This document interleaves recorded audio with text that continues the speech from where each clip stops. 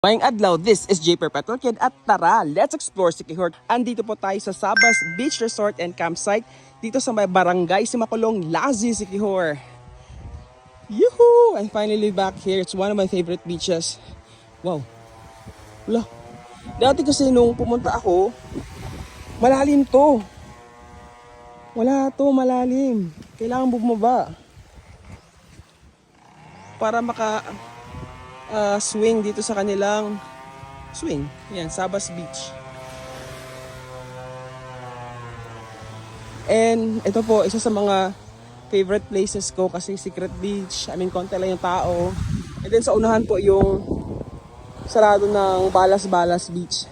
So, again, andito po tayo sa Sabas Beach Resort. Meron po silang family room na 4,500 pesos, good for 6. Dalawang kwarto yan. Then pwede kayong magluto kasi may sariling kitchen.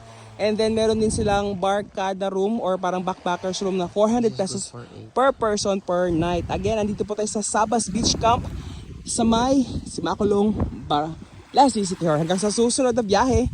Ayo!